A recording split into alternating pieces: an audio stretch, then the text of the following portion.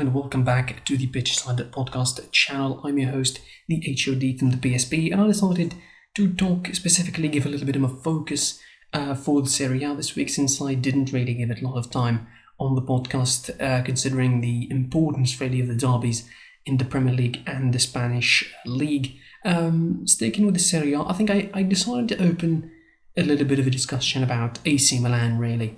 They looked quite good in the last couple of weeks. They looked quite good in the last couple of months, to be fair, since the return after the start because of the pandemic. They've been really well, undefeated in the league, yet to lose. They are one of the best attacking sides and most enjoyable sides to watch in Europe overall. The big question is was whether they could be the same without Zlatan Ibrahimovic. And I think we're seeing this at the moment, that they are, without Zlatan Ibrahimovic, deprived of the guy for a couple of weeks. They have been now, and they've been deprived of him early on in the season because of the COVID situation. Returns in the Milan derby and scores twice, and helps them to a very, very important win against Inter Milan. And they are really looking good in both SerieA and in the Europa League, doing really, really well, I would say, for themselves. The argument again pops up every time they play without Zlatan Ibrahimovic. Could they be the same without the Swedish talisman?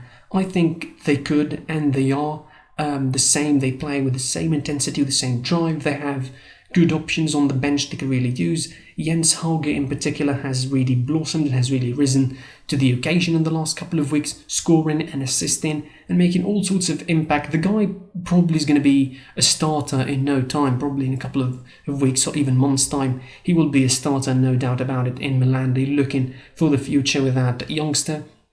The absence of Zlatan Ibrahimovic didn't make a big difference for AC Milan. I think they really managed themselves quite well in the SerieA, still undefeated, top of the table, 26 points heading into this week's fixtures against Parma, which expectedly going to be an easy game. They're still going to be missing Zlatan for at least another week or two, depending on when he's going to be available and fully fit. At the moment, they're really, firing on all cylinders. The guys are really doing really good. Stefano Pioli got him in a good shape. He got him in a good system. The team is really good.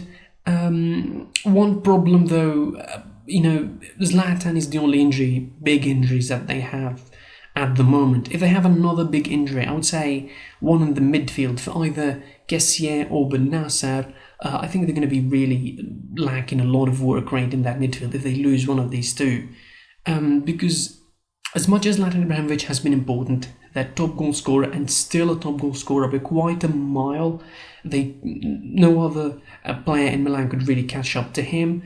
And that's some of the flaw probably in the Milan system, that they rely too much on Zlatan at certain points to save them from problems. But now without him, we thought that they might not find the same intensity, might not find the same drive, but certainly players stepped up to the plate, the likes of Rebic, of course. Kessié stepping up to the plate. As we mentioned earlier, Jens Hauge is really doing incredible work. The youngsters really have a future again at AC Milan. Are they title contenders? Yes, I would say so. They're really doing really, really well, proving their worth, proving their credentials early. Everybody's waiting on their match against Juventus, coming I think in a couple of weeks later down the line. They're waiting for their match against Juventus. They're waiting to see how they will do against Juventus. But I think at the moment, this is not the big test for them. This is not the big test for Milan. The big test is when the fixtures are going to be coming thick and fast in the next a couple of months or so, from December, I think, until February or March, and including the international breaks in between, of course. There's going to be a lot of work done in there, and maybe the fitness of the players is not going to be the same. Could the level of the players, could their fitness, could their rhythm fall down in the next couple of months? Yes, and that is going to be the job of the coach, the job of the whole staff of the Milan, to keep them fine and well, and probably they should take it easy on themselves on a couple of occasions. Rotation is really important for a side that is making such a resurgence, that they are being tipped really for big things in the near future, not even looking 5 or 6 years ahead. Probably the next season we're talking a potential return to the Champions League. I would say they will return to the Champions League at the very least.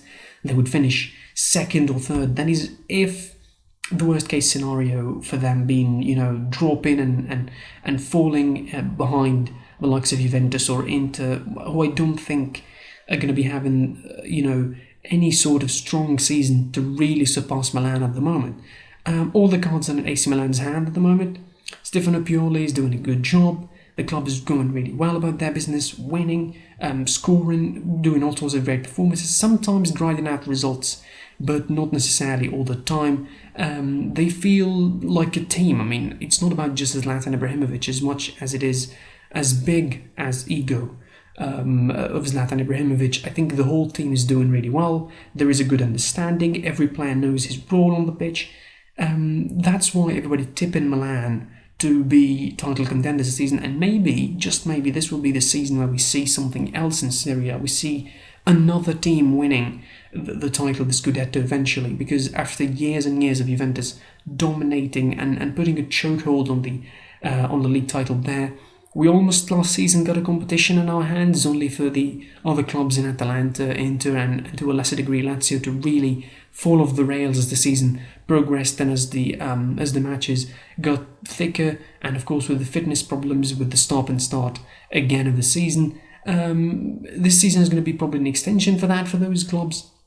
So for Milan, probably it would be the best season possible. It won't really matter if they win the Europa League. Some are saying they should win the Europa League with the squad. Yes, I think they're quite favourites. They're quite a good side, but there's also a couple of really decent sides in the Europa League as well. Probably mainly by Leverkusen and Real Sociedad, who could give them a bit of headache. Also, their Italian compatriots in Napoli and Roma are really doing well in that competition. They could give Milan a big headache, depending on what happens. In the end, I would leave it to you, of course, up to you to comment it, to say whether Milan are really title contenders this season. Are they better without Zlatan Ibrahimovic? Is it all about him, or are there some other components in the club that are really, really causing Milan to be this good this season? Could they win the title? Will it be their season?